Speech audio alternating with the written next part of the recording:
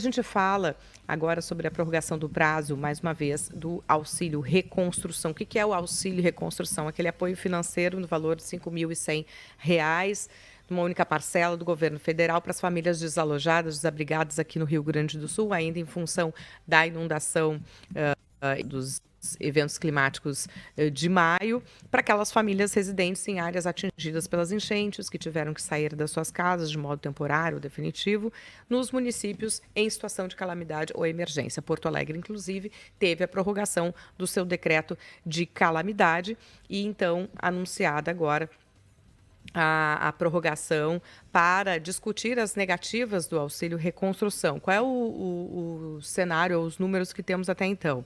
155.100 famílias solicitaram esse desde lá de maio.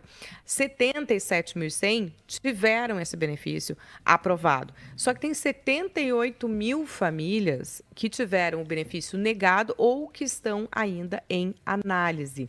E, por isso, então, conversamos agora com o secretário de Desenvolvimento Social de Porto Alegre, Jorge Brasil. Muito bom dia.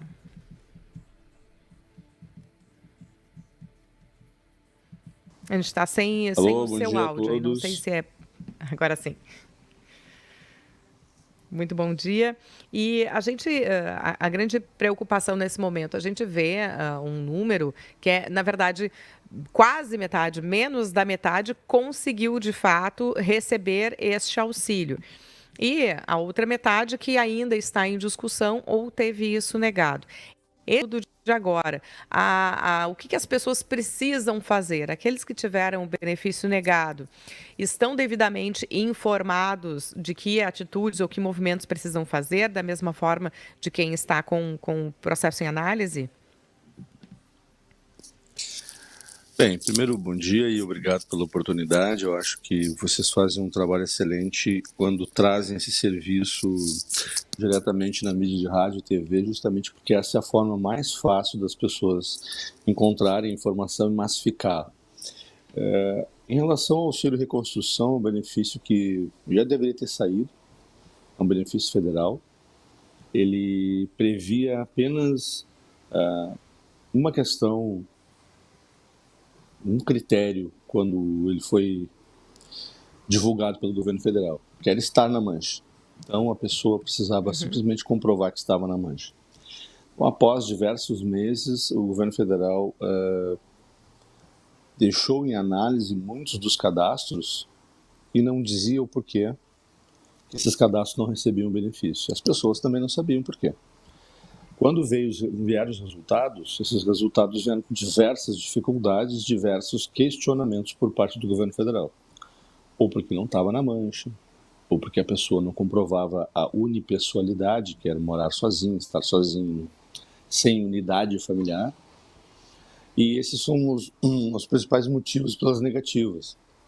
Muitos dos endereços que não confirmavam, os endereços que estavam sendo utilizados por mais de uma pessoa, por mais de uma unidade familiar. Só que essa questão que o governo federal nos traz uma grande dificuldade para as próprias pessoas fazerem suas comprovações. Vamos lá.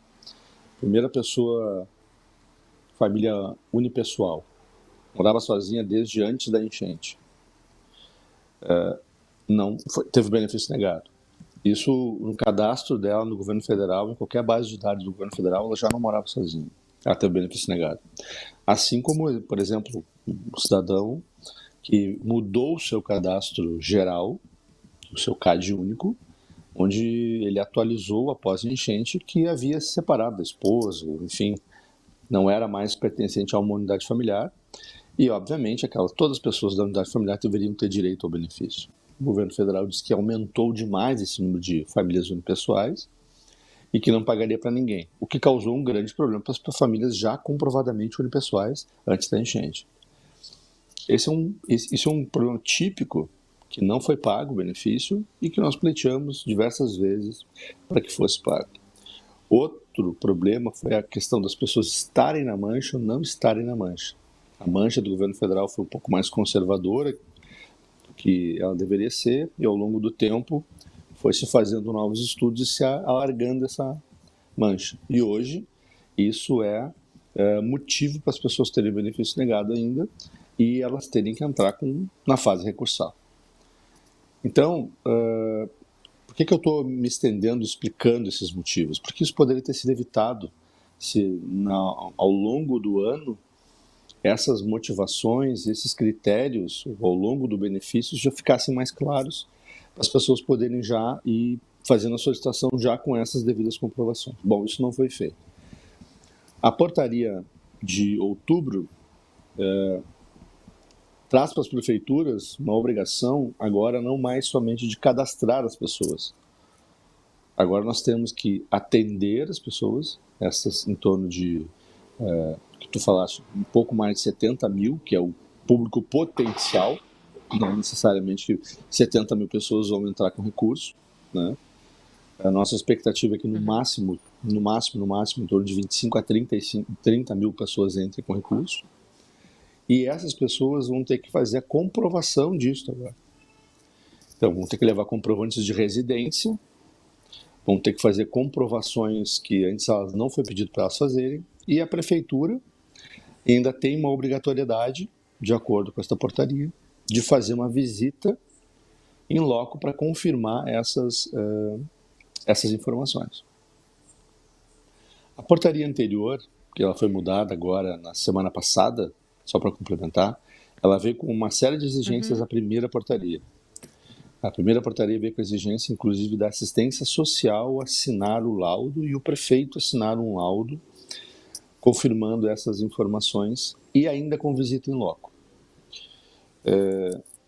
O prefeito foi até Brasília, nós nos comunicamos diretamente com a Defesa Civil e o governo federal foi sensível e liberou a assinatura do prefeito no relatório circunstanciado que nós temos que entregar para as pessoas e liberou também, alargando os prazos para 30 dias, ou seja, deu uma melhorada em relação às exigências que vinha fazendo. No entanto, objetivamente, para quem nos ouve, o cidadão precisa ir até um local da prefeitura, são 5 lugares, eu posso depois dar o serviço, tem aí na internet, tem na página do desenvolvimento social, tem todos os endereços onde a pessoa tem que ir, e ali ao lado também tem a informação, o problema que ela teve, um exemplo é o CPF, família unipessoal, e do lado o que a pessoa precisa levar, de acordo com a portaria do governo federal, para fazer essas comprovações. Enfim, me estendi bastante, mas objetivamente é isso, né? O prazo é 30 dias a partir do dia 4 de novembro. O nosso objetivo é exatamente, por isso não me interrompi, porque o nosso objetivo é levar essa informação, deixar o mais claro possível para as pessoas que estão há tanto tempo esperando por este benefício. Vejamos, estamos aí há 6 meses desde a inundação de maio.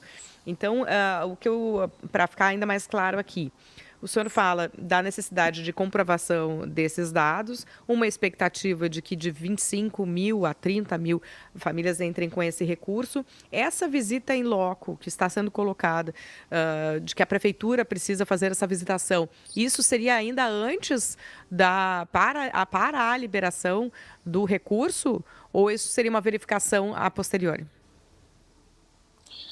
Veja bem, a liberação do recurso, ela não vai depender da prefeitura, né? Isso é uma fase recursal, onde o governo federal não garante que mesmo que as pessoas entrem com recurso, mesmo que nós façamos as visitas em loco, não há garantia das pessoas receberem o benefício. Pelo menos não é assim que nós entendemos a portaria, né?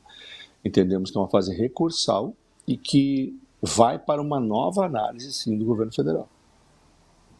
Então a pessoa poderá receber o benefício ou não.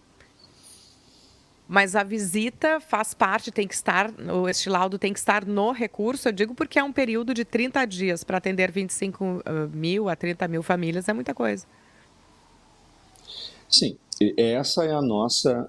Nós fizemos um ofício ao governo federal, juntamente com a Grampal, encaminhamos e dissemos ao governo federal que esta exigência é praticamente impossível de ser realizada, visitas em todos os locais dessas pessoas. Então, isso ainda continua em discussão, nós continuamos conversando com o governo federal, tentando fazer com que o governo federal aceite a autodeclaração das pessoas, fazer com que o governo federal aceite outros tipos de comprovações, porque Vamos lá, todo o benefício do governo federal, todo o benefício da assistência social, ele nunca previu esta visitação, essa fiscalização. Os benefícios sociais, eles não são dotados, o assistente social, lá no CRAS, no CREAS, na área social, ele não vem com essa natureza fiscalizatória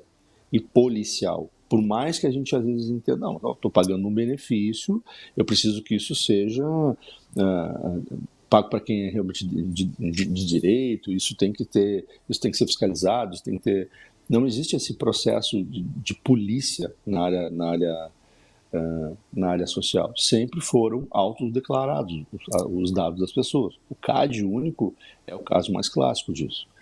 Agora está sendo exigida essa visita em loco por parte de agentes, não assistentes sociais, mas agora agentes sociais. Né? Nós, as prefeituras menores, em reunião com o diretor da Defesa Civil Nacional, fez exatamente essa pergunta que tu me fizeste. Nós aqui em Pinhal vamos ter problema, mas imagina Porto Alegre, imagina Canoas, São Leopoldo. Né? São exigências que, quando tu lê a portaria, tu identifica, nossa, isso aqui, por mais bem intencionado o tempo que eu tenha, imagina a quantidade de mão de obra de RH que eu vou ter que contratar para poder fazer isso. Então, essa exigência é algo que nós estamos ainda tentando discutir e fazer com que o governo federal dispense e aceite a autodeclaração, aceite os documentos que as pessoas estão entregando. Secretário, uma última dúvida que eu fico aqui. A gente tem 78 mil negadas ou em análise. Essas que ainda estão em análise e que venham a ter esse pedido, essa solicitação negada mais próximo do fim do prazo, ficarão dentro desse mesmo prazo para recurso? Porque me parece, pela informação que a gente tem aqui, que não está completamente encerrado esse processo. Né? Então, se ainda tem processo em análise, mesmo a prorrogação para recurso, para quem ainda não teve uma resposta definitiva, né, ficará sem prazo para recurso depois? Como é que fica? Ou é uma discussão que vai ter que se seguir aí com o governo federal? A discussão vai seguir com o governo federal, mas todas as pessoas que quiserem entrar em recurso, inclusive os que estiverem em análise, vão ter que entrar. Né? Porque a motivação não foi dada. A motivação não foi dada ainda. Pediu um benefício, o benefício não foi dado ainda. Então, o governo federal respondeu muitos dos benefícios, né, que estavam em análise na semana passada, antes da portaria. Então, esses números provavelmente já mudaram essa semana, porque começou isso na semana passada. E as pessoas precisam entrar no site do governo federal e identificar qual é o problema, qual é a sua situação. Um dos clássicos, pequenos, tá? Mas por CPF. Não adianta as pessoas procurarem atendimento se o CPF delas está com problema. Vai acontecer delas irem até a prefeitura não resolve o problema de CPF, é a própria pessoa junto à Receita Federal. Tanto quem teve o recurso, a solicitação negada, como ainda não recebeu uma resposta, que vá em direção a esse recurso, busca a sua situação e já encaminhe os dados. É isso. Nós entendemos, tá? Desde o auxílio de reconstrução, que teve um prazo para as pessoas, para as prefeituras, para as pessoas se inscreverem, o governo federal protelou diversas vezes esses prazos. Eu não tenho dúvida nenhuma de que isso vai acontecer. Tanto que, quando sai a portaria, nós fazemos a reunião, a portaria saiu no dia 10 de outubro, nós começamos essa discussão e depois, lá pelo final de outubro, lá para o dia 27, o governo federal emite uma nova, libera o sistema para que a gente possa fazer o recurso, treina a gente no outro dia e no dia 4 de outubro, sei que foram 3 dias ali para as prefeituras serem treinadas e começar a colocar em operação. Lá eu já comecei a falar na imprensa dizendo, olha, esse prazo de 15 dias vai ser postergado, porque o próprio governo federal entende que isso aqui não é factível. Então eu não tenho dúvida... né? Exatamente. Eu não tenho dúvida de que esses prazos de recurso, se a movimentação for grande, está sendo grande, eles vão ser postergados, porque são muitos benefícios negados e a motivação da negativa, às vezes, não é clara. E o principal, a comprovação dessa motivação, né, clara, né, e torna, Quantos recursos, torna esse benefício inalcançável, né? quantos recursos já entraram desde a prorrogação? O senhor tem esse número? Eu não tenho o número exato, tá? Mas eu tenho a movimentação Uhum. dos lugares que nós estamos atendendo. No lugar mais central, nós temos atendido em torno de 230 pessoas por dia. As pessoas atendidas, né? A movimentação é muito maior. Sim. Porque todo benefício, quando sai, qualquer tipo de alternativa que sai, curso, seja o que for, renovação, que trabalha com grandes benefícios com toda a população da assistência social, todo mundo vai, né? Então, atende 1.000 pessoas e Sim. dessas 1.000, 30% só que tu resolve fazer. Então, tu tem desses 5 pontos, tu tem mais ou menos agora a entrada de recursos em torno dos 500, 600 recursos já produzidos. Secretário de Desenvolvimento Social de Porto Alegre, depois a gente pode colocar aqui no nosso chat, na live, o site, e para que se tenha acesso a esses locais também de atendimento. Secretário Jorge Brasil, obrigado pelos esclarecimentos aqui no Jornal da Mix. Um bom dia para o senhor. Bom dia e estou à disposição de vocês se precisar.